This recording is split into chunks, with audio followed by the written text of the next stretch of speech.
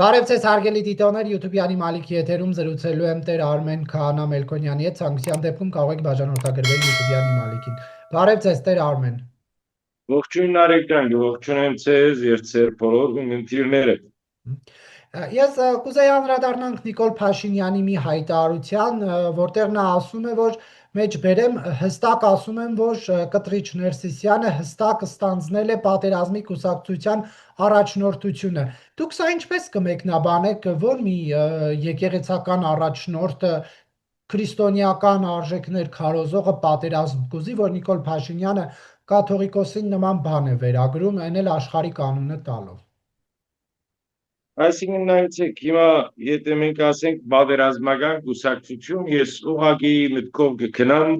ոչ քրիստոնյա գրոնների, որովհետև ոչ քրիստոնյա գրոնները, ինչպես իսլամությունը օրինակի համար, ունեն պատերազմական կուսակցություններ, որոնք Աստծո անունով են կոչված։ Բայց մենք անշուշտ է բնականաբար մեր քրիստոնեական հավատքի մեջ այսպիսի մի բան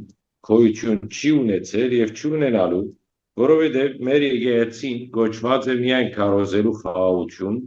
եւ քարոզելու սեր եւ քարոզելու ավետարանը, նրանից բացի եկեղեցականը ոչ թե գուսակցություն պատերազմական իրավունք ունի հիմնելու, այլ ընդհանրապես գուսակցություն հասկացողությունը դա մեր եկեղեցուց եւ մեր հավատքից հեռու է, որովհետև ավետարանը հստակ է ասում, ինչ որ գայսրին նետվեք գայսրին, ինչ որ Աստծուն նետվեք Աստծո։ Հետևաբար մենք որպես Աստծո մարդ, որպես ավետարան քարոզող, քրիստոնեություն քարոզող, մենք մեկ բարդականություն ունենք, դա Քրիստոսի ավետարանի քարոզությունն է։ Բայց դե արդյոք հիմա այսպես է կամ այսպես չէ, մենք բոլորս ալականադես եղանք, որ վերջերս այդ բացահայտումները որ եղան, այսօր եկեղեցում իր դեղում չի,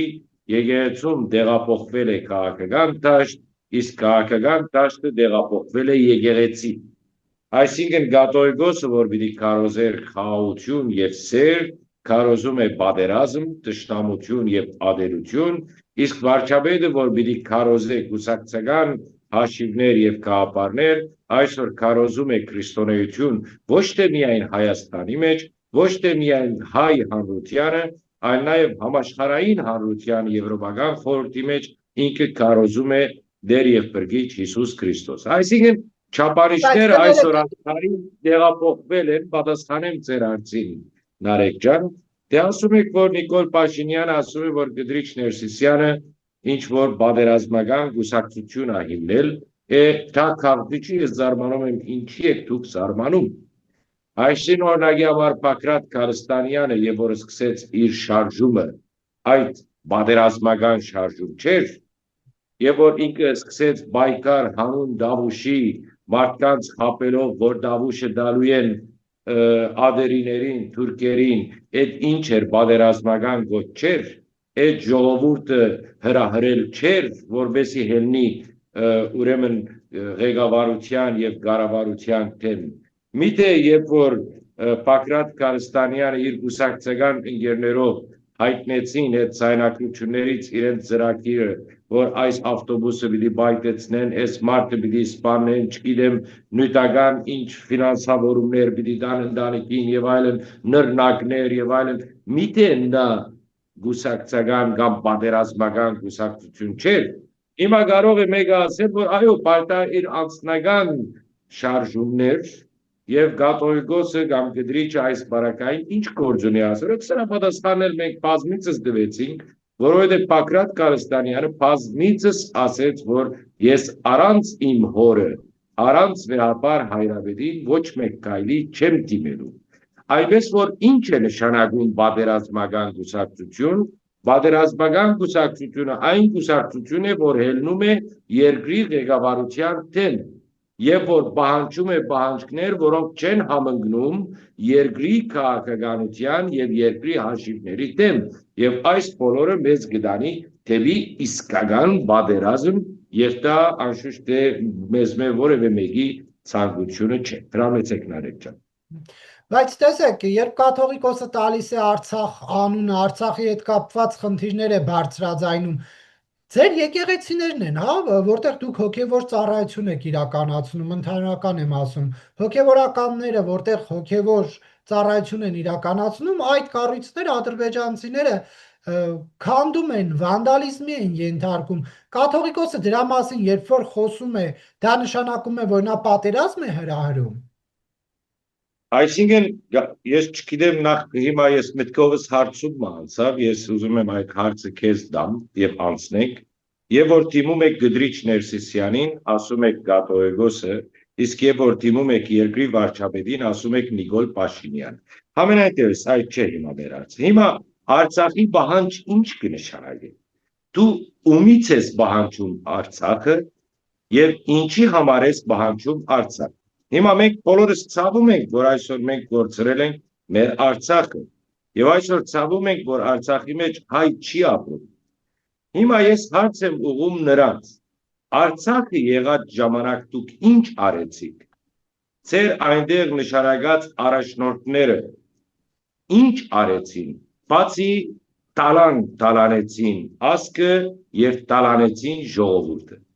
Հիմա դուք աղոթում եք Արցախի համար, այսինքն ես հասկացա, որ վարչապետին հարց եք տվել, ասել եք, որ ինչպես էիք հրահրում պատերազմը, եւ վարչապետը այնտեղ պատասխանած ասած է, որ ես ինքը ներկա եղել է պատարագի եւ այնտեղ աղոթում են Արցախի հանրապետության համար։ Եվ ինքը դա նկատում է որպես պատերազմի հրահրում։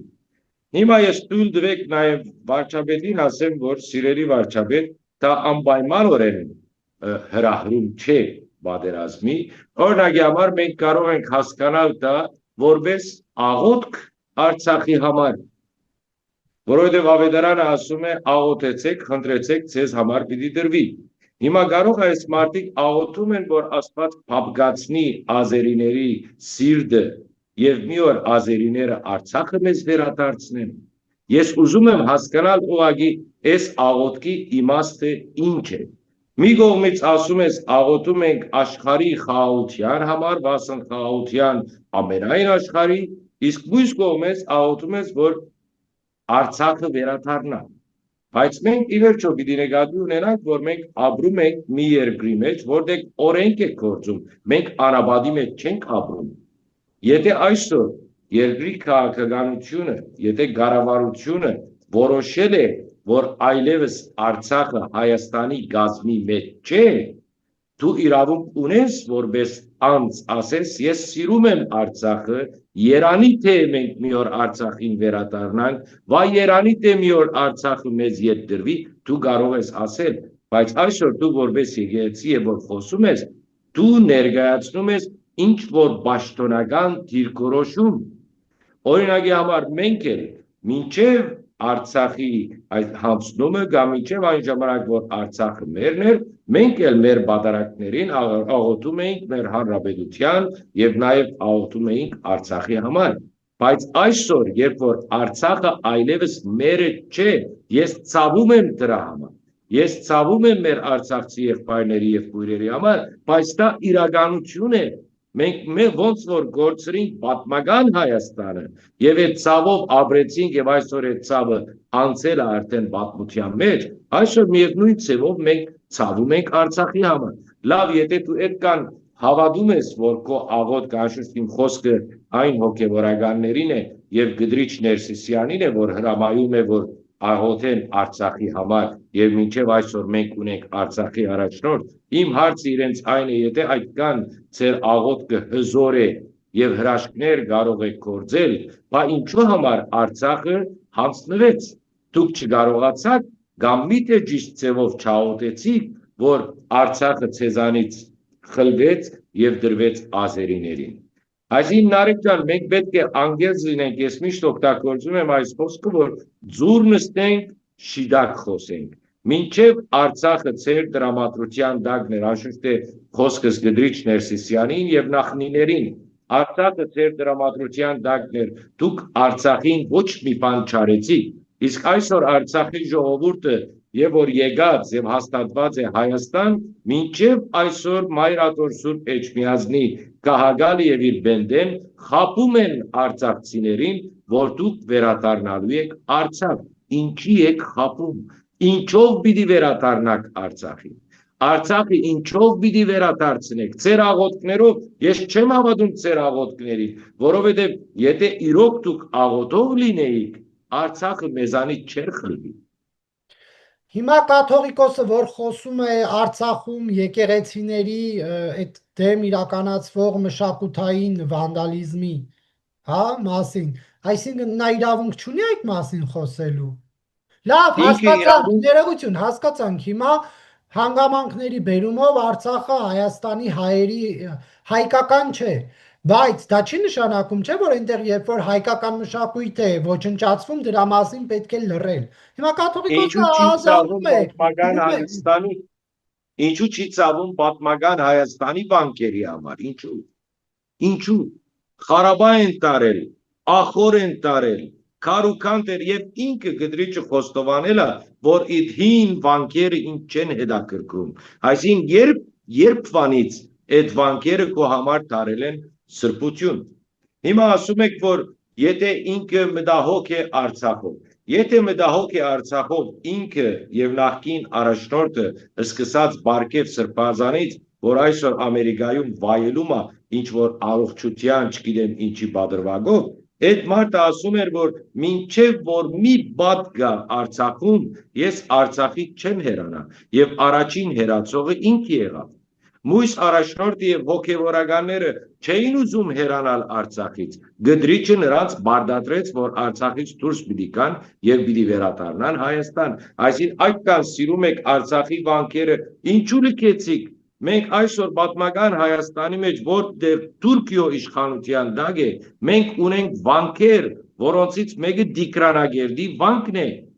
Դարին մեկ անգամ բادرիարքը եւ հոգեվորականներով գնում են եւ այցելում են այդ վանքը։ Մենք ունենք հայկական վանքեր եւ եկեղեցիներ Թուրքիայում, որտեղ հոգեվորականներ ծառայում են, հակառակ որ այսօր այդ վտանգը չկա իրենց կյանքին, բայց վերջին 100-ամյակին իրենք զանազան վտանգների ենթարկվելով պահել են այդ վանքերը։ Բայց դու ընդդեմ ինչու չմնացիք։ Ինչու վանքերը դադարեցիք, մնայիք այնտեղ նահատակվեիք, որովհետեւ մենք ասենք բրավո ձեզ, դուք իսկապես Արցախ սիրող եք, դուք իսկապես Արցախ պահանջող եք, իսկ պախակ ամեն ինչ այնտեղից առնելով, հանելով, հիմա նստել եք Արցախի լոլոն եք կարդում, եւ հիմա դու այսօր ասում ես, որ այո, Գդրիչը ասում է, որ Արցախը մտահոգ է Արցախով եւ այլն եւ այլն։ Այսինքն այսօր դու երբ որ ասում ես մենք ունենք Արցախի առաջնորդ, մենք հիմա առաջնորդ ունենք, Արցախ չունենք, բայց ձեզ ա Արցախի միացել, այդ առաջնորդն էլ ձեզ ա միացել։ այո, բայց այդ առաջնորդը այսօր գրում է այդ հանգամանքը, այդ չի գրում, որովհետև մարդը զգաց, որ սա ինքնախապեյություն է, այսինքն մեր եկեղեցում ամեն ինչը տարել է խապեյություն, եւ ես զարմանում եմ այսօր եւ պիտի արտահայտել, որովհետև ել չի կարելի չարտահայտել, ես այսօր զարմանում եմ, որ մեր ժողովուրդը դակավին մեզ հավատում է, մեր ժողովուրդը դակավին մեր հետևից է գալիս այդքան խայտարակություններով տեսնելով հանդերձ։ Սիրելի ժողովուրդ, արտացեք, այս մարդիկը ցես չեն դանում դեպի ճշմարտություն, այս մարդիկը ցես չեն դանում դեպի Քրիստոս, դեպի Աստված, այս մարդիկը ցես դանում են դեպի պատերազմ, ցես դանում են եղբայր դեմ հանելու, գուսակցության դեմ հանելու, ցես դանում են խռովության, ցես դանում են պատերազմի, այս վարչապետի ասածի մեջ որևէ մեկ սուտ բան չի գա, այսօր մեր եկեղեցին միայն ադելություն է քարոզում եւ երկու եղբայր մի եկեղեցում բادرակի են ներկա լինում, հաղորդություն են ստանում, բայց իրար ադում են, որովհետեւ սա Նիկոլական է եւ սա Գդրիչական է։ Այսինքն հստակ են արել։ Լավ, այնուհանդերձ այս Արցախի թեմայով արդյոք չբացահայտվեց Փաշինյանի իրական նպատակները, որ այս եկեղեցու բարենորոգման անվան տակ ներկայացնում է, այսինքն իրեն ոչ թե մտահոգում է այն, որ Գարեգին երկրորդը ամուսնացած է կամ երեխա ունի կամ հարստություն ունի եւ այլն, իր ազգուտակին ամեն մեկին միտեղ բարձր պաշտոնի է նշանակել, մոմի վաճառքից ինչու ոչ հասույթ է ստանում, այլ դրանով դրանք թվարկելով նա քողարկում էր իր հիմնական նպատակը, այն է, որ կաթողիկոսը խոսում է Արցախի մասին եւ վերջին կառավարության նիստի ժամանակ եւ Եվրոպայում ելույթի ժամանակ ուղիղ արդեն բացայտ հայտարարեց։ Այսինքն ըստ էության նա եկեղեցին չի ուզում բարեփոխել, ենթադրյալ խնդիրները չի ուզում լուծել։ Նրան մտահոգում է միայն այն, որ Գարեգին երկրորդը Արցախ անունն է տալիս։ Ճիշտ չեք ասում Նարեկ ջան, շատ կներեք, ինքը այնտեղ Եվրոխորհրդի մեջ ինքը ոչ թե միայն խոսեց Գդրիչի Արցախի հարցի մասին, ինքը հստակորեն ասեց, որ եկեղեցականները այդքան փառոյազրկվել են, որ համաճիգ են տարել երրորդ երկիրների ցերկը։ Այսինքն ամբողջ այս անպարոյականությունը, որ դուք տվեցիք, ինքը մեկ նախատեսության մեջ ասեց եւ նրա գողքին նաեւ ասեց եւ նշեց Արցախի հարցը։ Նարեկ ջան, պետք է ճիշտ խոսենք։ Հիմա ելի եմ ասում, մենք ցավում ենք, որ Արցախ չունենք, բայց փաստ է, որ մենք Արցախ չունենք։ Հետևաբար Արցախի համար աղոթելը ինչ է նշանակում, ես դա չեմ հասկանում։ Եթե մեկը գա դու որպես հայ քրիստոնյա հավատացյալ, եթե դու կարող ես ինձ բացատրել ինչի են ինչի համար աղոթում են Արցախի համար, ես շնորհակալ եմ։ Դա բարձաբես հագարագություն է երկրի ղեկավարությանը, ուրիշ բան չկա։ Դուք անընդհատ ասում եք աղոթում են Արցախի մասին, բայց աղոթքից բացի նաև մտահոգություններ են հայտնում այնտեղ արկա եկեղեցիների, վանքերի մասին։ Օրինակ, ձեզ չի մտահոգում, որ Շուշի Ղազանչեցոցը դարձել է մզկիթ։ Բայց ախր նրանց ձերքն է Նարեկ ջան, այս հարցից պատասխանի։ Իրանց ով էր հանել դուրս այդ Ղազանչեցոց եկեղեցուց կամ այդ Արցախի վանքերից, ով էր հանել նրանց։ Մեկը չհանեց։ Չենք խոսում ժողովրդի մասին, մենք խոսում ենք հոգևորականած դասի մասին, ով էր նրանց դուրս հանել, նույնիսկ Մոհամմեդը, իսլամ գրոնի բեդը, հստակ ասում է, եթե մոտենաք վանքերին, հանգարց հոգևորականներին չգբնեք, հանգարց չարգիլեք, որ զանգակատունները հնչեն, իրենց ով էր արգիլել։ Պարզապես այդ ժամանակ Արցախի վրա հարձակման հրաման Մուհամեդը չէր տվել, Ալիևն էր տվել եւ նրանք բոլոր հայերին սպանում էին։ Բայց Ալիևը ինչին հիմնվելով։ Ալիևը չմոռնանք Օսմանական կայսրության, թուրքական կառավարության շարունակությունն է եւ քույրն է։ Այսինքն սրանք գործում են գրոնի անունով,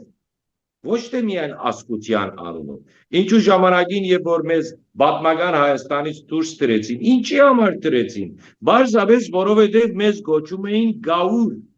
այսինքն անհավատներ, բայց էլի վանքերին չմոտեցան։ Հիմա Նարեկ ջան, ինձ խնդրում եմ իմ հարցից պատասխանի, ով մեր հոգևորականներին դուրս դրեց վանքերից։ Դուք ուզում եք Ազերին եկավ, ազերին նրանց վտարեց, ազերին նրանց կյանքից սպառնալիք տվեց, ոչ։ Դուք ուզում Դե թող եք իրենք մնային եւ թող ազերին համարձակվեր, որ ինքը գբներ այդ հոգևորականներին, չէր կարողանալու տանել։ Դուք ուզում եք տեսնել տեսարաններ, ինչպես 15 թվականին եկեղեցիներ էին այրում մեջը մարդիկ։ Այո, Բան ուզում եք այո, ես բադիվ կունենայի եւ բադիվ կսկայի, որ հայ արաքելական եկեղեցու զավակ եմ եւ հոգևորական եմ, եթե ես ագանադես լինեի, որ իմ հայ հոգևորականը իր վանքի մեջ սպանվեց ու վարվեց վասն հավատով եւ վասն հայրենիած։ Ես բադիվ կսկայի։ Դե դուք գայք գնայք Արցախում հոգևոր ծառայություն մատուցեիք, դուք էլ այո։ Բայց ախր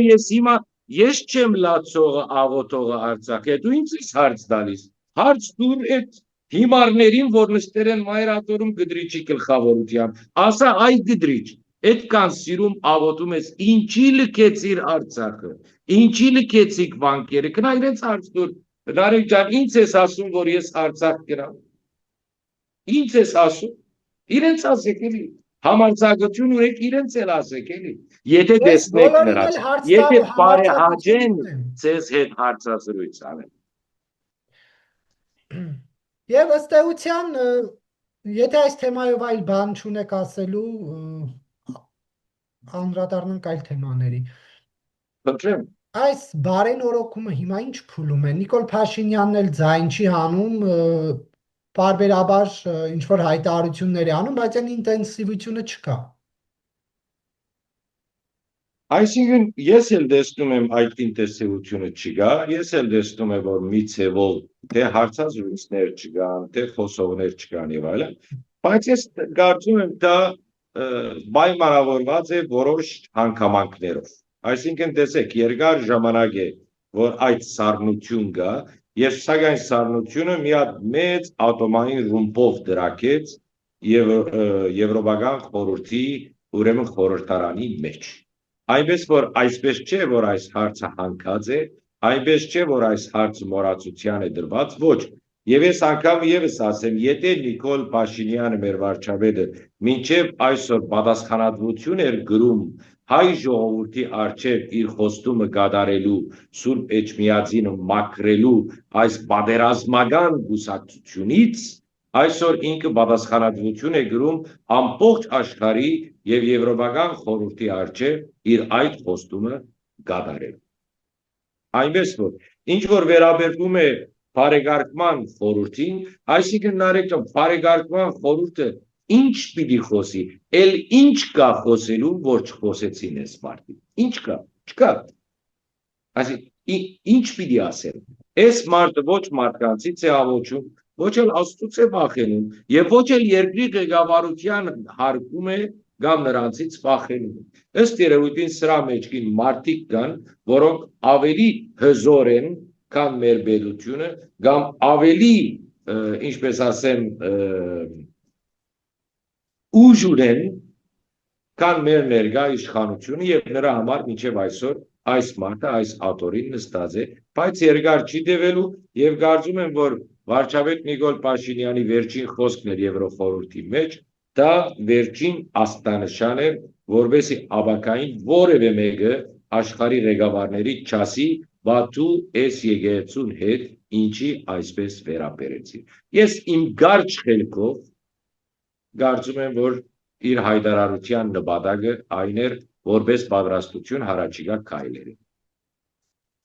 Եվ սա չի նշանակում, որ այնուհանդերձ այդքան բան հայտարարվեց, կեսը ճիշտ, կեսը սխալ, կեսը չափազանցված, եւ հայ ժողովուրդը չկանգնեց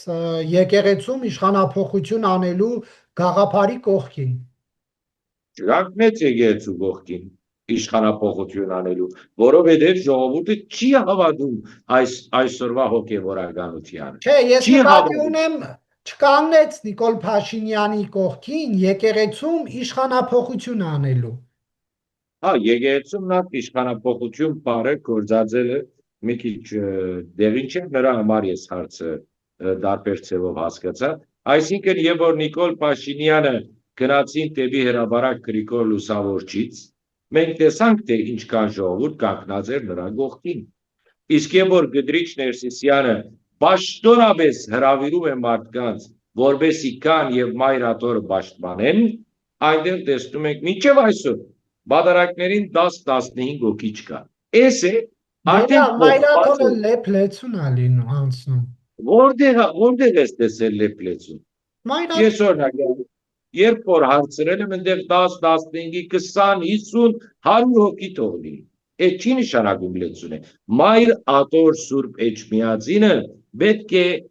թարմասից ներս մտնելու դեղ չլինի։ Դա մայր աթոր Սուրբ Էջմիածին է։ Եթե միայն Էջմիածնի ժողովուրդը վստահություն եւ հավատք ունենա այս ներկա կահագալի եւ հոգեվորականների նկատմամբ, միայն Էջմիածնի, չեմ ասում ամբողջ Հայաստանի, էլ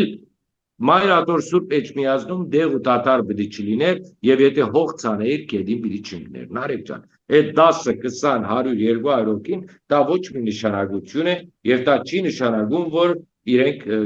Գդրիչի կողքին են։ Այսօր նայեցեք, նույնիսկ իրենց Facebook-յան էջը դա նայեցեք որպես չափանիշ։ Վերջերս մայրաթորը հայտարարություն արեց, որ քերակույն հոգևոր խորհուրդը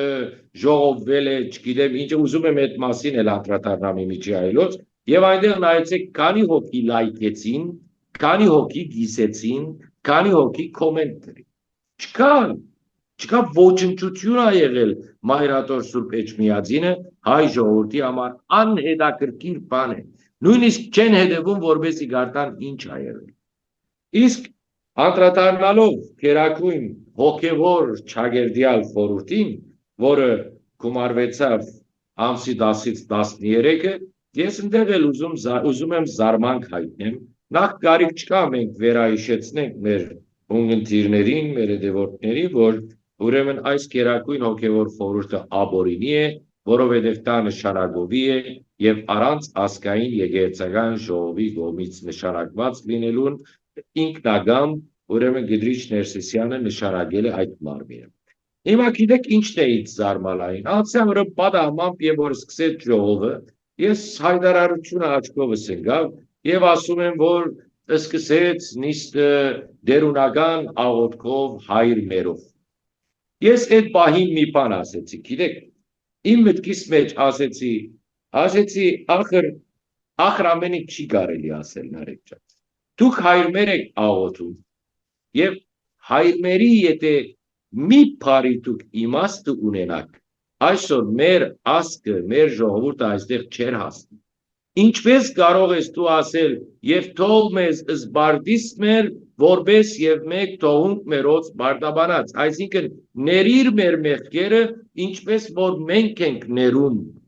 մեր դեմ մեղանչողներին։ Դու ինչպես կարող ես ասել եւ դու գիշեր ցերեկ ադելություն ես սերմանում քո եղբայրների մեջ, քո եպիսկոպոսների մեջ, քո ժողովրդի մեջ, ընդդեմ հոգևորականությանը, ընդդեմ այս 10 եպիսկոպոսների եւ ընդդեմ մանավանդ Նիկոլ Փաշինյանին զայն գոչելով որպես ներ, սատանա, ել չգիտեմ ինչ, ել չգիտեմ։ Ես հասա այն եզրակացության եւ ես պատասխանատու հայտարարություն եմ անում, որ Գդրիչ Ներսիսյանը եւ իր գողքի կանգնած բոլոր հոգևորականները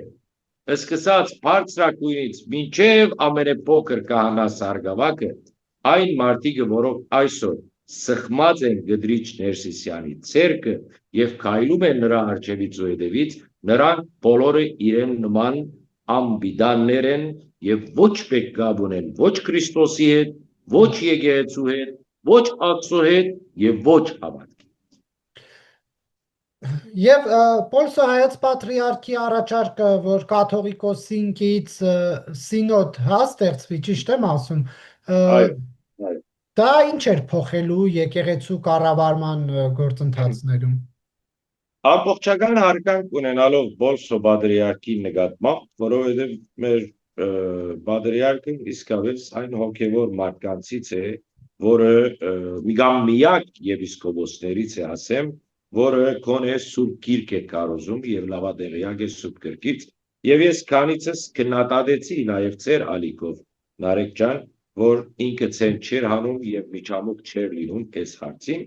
անշուշտ է մի քիչ ուշացած, բայց Փառք Աստուծո, որ վերջապես ինքը հայտնեց իր գործիքը եւ հայտնեց ճշմարտությունը, որ եկեղեցում պետք է սինոդ լինի, սինոդը գիտեք ինչ է։ Մեր մոտ գոչում են դա եպիսկոպոսական ժողով, բայց կաթոլիկների մոտ սինոդը թադական ադյան է, գազմված հոգևորականներից, որը կքննարկի որևէ մեկ հոգևորականի դեմ եղած որևէ մեկ փողոք կամ պարոյական սայտակում եւ այդ սինոդը ինքն է որոշում կայացնում, թե ինչպես պետք է վարվել դվյալ հոգևորականի հետ։ Մենք այս սինոդը չունենք,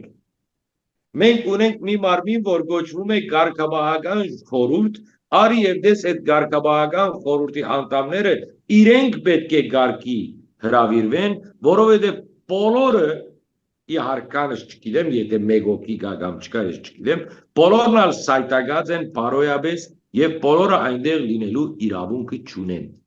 Այնպես որ մենք սինոդ չունենք, պատրիարքը բան չասեց, եւ ես սարմանում եմ, այս Գդրիչը ոնց է մտածում։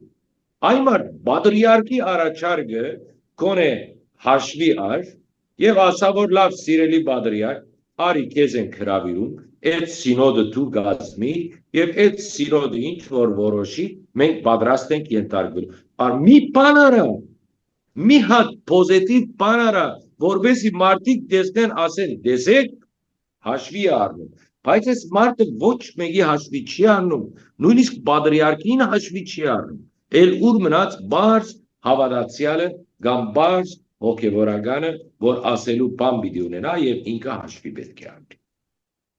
Դա կաթողիկոսի լիազորությունները սահմանափակող մարմին է։ Եթե գարկ կանոնով կորձի, այո, կաթողիկոսի կարողությունները սահմանափակող մարմին է, որովհետև կաթողիկոսը ինչպես այսօր գդրիչն է անում, մեկ քրճի հարվածով ինքը չի կարա գարկալուց անել մարդը, չես կարա, սա ուղղակի հագականոնական է, սա հագաքրիստոնեական է, որովհետև Քրիստոս ինքը, ավետարանը ինքը մեզ ասում է, որ քահանայությունը հավիտյան է, ըստ գարկի Մելքիսեդեկի քահանայությունը չես կարա առնել։ Այս մարդը քահանայությունն է առնում, եպիսկոպոսությունն է, ինչ ուզում ա մի հատ քրճի հարված, աղբեր ուր ես ապրում դու, խոհանաբադի մեջ չես, այսօր աշխարհը որտեղ է հասել, աշխարհը գարկ կանոն է քարոզում, գարկ կանոնում, դու ծայրահեղ անկարգության եւ անկարողության մեջ ես, բայց եթե մենք սինոդ ունենանք, կաթողիկոսը այս բարակային գդրիչ Ներսիսյանը միայն մեկ պարտականություն կունենա, վավերացնել սինոդի որոշումը եւ վերջ, ոչ թե ինքը առավոտ զարթնի եւ որոշի Գևորգ Սրբազանին այսօր գարկալուց անը, որովհետեւ ուրախան։ Չի լինի Նարեկ ջան, այսինքն չգիտեմ մի քիչ մտածեք էլի, մի քիչ մեզ հետ էլ մտածեք էլի։ Հասկանում ենք Մայրաթոր Սուրբ Էջմիածինն է, բոլորս հարկանք ունենք, բոլորս երկբակում ենք այդ Սուրբ վայրին, բայց ի վերջո նայենք մի հատ այդ Սուրբ վայրի մեջ ավետարանը խոսում է ավերմունքի բղծությունից, ասում է երբ որ տեսնեք ավերմունքի բղծությունը, իմացեք որ վերջը մոտ է։ Ավերմունքի բղծությունից ավել է այսօր տեղի ունենում մեր Մայր Աթոր Սուրբ Էջմիածնի մեջ։ Բղծությունը եղել է մնացել է ավերմունքը։ Եվ որ տեսնեք, որ դա քանտվեց մեր գլխին, բղծության կողքին, որ տեղի ունենում է այսօր, իմացեք, որ վերջն է։ Սրանից ավել ինչ եք ուզում։ Շնորհակալություն հարցազրույցի համար։ Շնորհակալություն։